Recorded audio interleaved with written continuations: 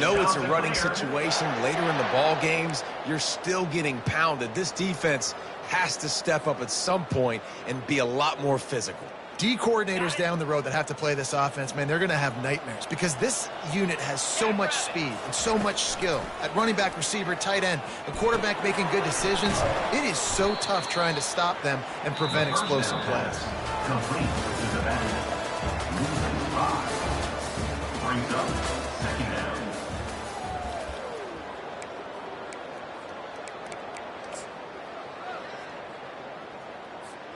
We'll get this quarter going with a second down play. Wide receiver now comes in motion. Calls his own number. And the defense wrestles him to the ground. Well, I don't know what the quarterback saw on that last play, but he made a pretty quick decision that he was just going to tuck it and run it, and his offensive coordinator is glad he did. How about the speed by the QB on that play? How bold will they be on third down after that last run? Moving the running back, trying to get the D to tip its hand. Throws to the tight end. He makes the catch. They'll finally get him on the ground, but not before he makes it to the 30 and gets a first down.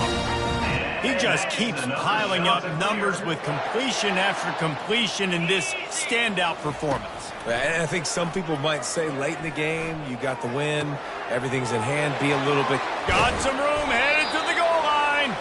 He stopped just short of the goal line at the 1. An explosive play has him set up. He's been so locked in, it seems like any pass called is a guaranteed chunk play. Yeah, and winning late like this in the ball game, keep trusting him, keep spinning. You know why? Because stats matter late in the game. You want some postseason awards? Keep chucking it, keep getting those stats. And they just tried to slam it in from the doorstep, but they went nowhere, and it'll be marked down at the 1.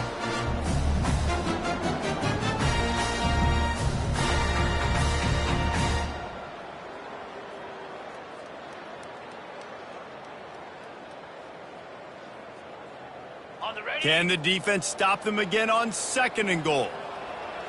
42 spot. Trying to power it in. Touchdown, Coastal Carolina. And the punishment has been extended. They are finishing the deal, building the lead here in the 4th, and they are going to go to 7-0. And the extra point is good. Follow the blockers. The offensive line will take you to the hallelujah land. And I tell you what, most of the time, Reese, it requires a little bit of skill to find that hole and, slither through a little crack. That was not a crack. That was wide open. Didn't take a lot of vision because the blocking was outstanding.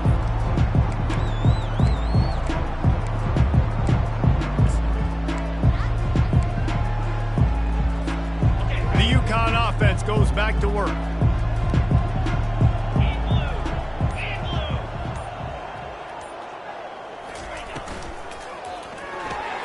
A quick pass to the left. And they pick up just a few on that completion. Well, and here's the problem offensively. Because you're trailing by so much so late in the game, the defense now is going to be playing big zone coverages, and they're going to allow you to throw the ball underneath in the middle of the field, rally to make a tackle, and bleed the clock. It's going to be hard now for this offense to claw their way back in this one. Last run didn't get much. Ball's at their own 26. Here's 2nd and 9.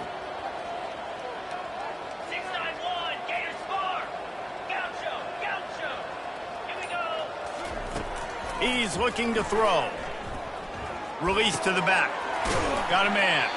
And the defense stops him just short of the first down. Maybe needed a few more chain links to move the sticks. And you see so many smart wide receivers, so many smart tight ends nowadays that they know where the holes in those zones are, and they work with their quarterback, and they find them, and they sit down in them and make big plays. It's tough to sit back in zone against such smart players nowadays. These are the types of plays where offenses impose their will. 3rd and short from the 45. And he gets the first down, but man, did he get the hit stick laid on his noggin. Well, they came into this game today knowing that this guy was going to have to leave his mark in this one, toting the rock, and he's done that. He's come up with some big plays, and he continues to do that here late at a juncture where they've got to continue running it if they're going to win. That pressure got to him, and he just had to chuck it out of bounds. Well, the defense came into this one knowing if they stop the pass, they win the game, and they have done that. Their guys have won one-on-one on islands. They've been able to get to the quarterback. They've been mixing up their looks. They haven't even allowed 100 yards passing in this one, and that's why they are way ahead here in the fourth quarter. Couldn't connect on that last play. Now 2nd and 10 from the 42. Pre-snap motion in the backfield. That play just never had a chance. They knock him down for a loss of 5. Yeah, this offense, man, they just continue to struggle. And just, they need to find something that they do really, really well. And running the football late in the fourth quarter when you're getting beat by a good bit, that's probably not it. This offense needs to hit the gas, and they need to pitch and catch a little bit, throw the football around.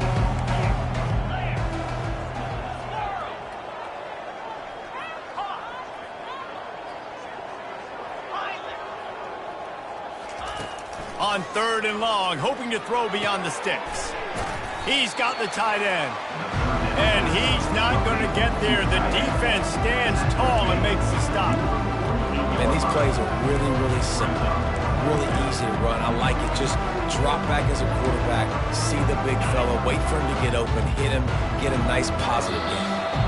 We hit the 2-minute warning, and this offense is desperate to make something happen and do it in a hurry.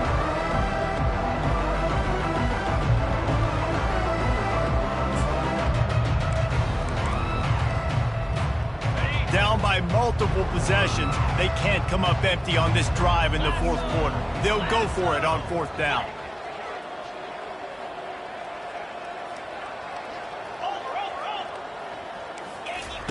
On the option. And now on the pitch, the ball's loose. Oh, it looks as if the defense got it. The defense comes up big time on the 4th down play, trying to get the stop, making sure he doesn't get a first down. The fumble, it's just the icing on the sundae. That's fine. We'll take it. But more important, they got the big stop and turnover on downs. Coastal Carolina has it. The Chanticleer offense headed back to the field.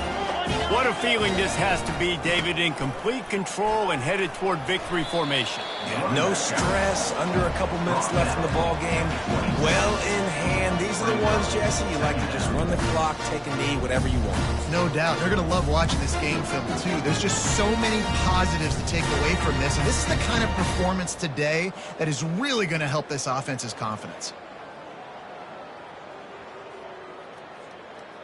6-yard pickup on 1st down leaves him with 2nd and 4. Get set, get set. They'll run the ball. The clock is on their side. The Chanticleers have a 1st down. I love when players understand situations and they understand where the 1st down marker is and they understand where I got to get to. A lot of people you'll see run north-south and try to bounce out wide and make big plays. Sometimes it's not about making big plays. Sometimes it's about getting that 1st down to make sure I get an extra set of downs instead of trying to make those. And the ball squirted out. Defense swarming on that loose ball. It'll be a turnover. Man, and it was just the impact of the ball from the ball carrier. There was a heat-seeking missile coming in there, and he knocked that thing loose.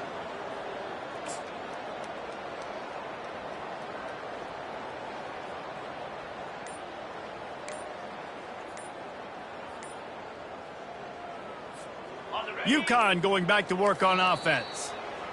This has been a really disappointing performance, David. No question about that, but they can find some positives. Yeah, and every time you watch the tape, you know, Jesse, coaches are pointing out, look at this. This was open if we'd have just ran the details to the right route, hung on to the football. Little things can make a big difference. Yeah, that's why they call it a game of inches, David. But I'll say this, if you're on offense, don't go on social media this week. It ain't going to be pretty after this performance. You've got to lock in. You got to take the week of practice very seriously and find those positives that you can build off, David, that you're talking about. And you know the standard is indisputable video evidence, and the officials will change the call.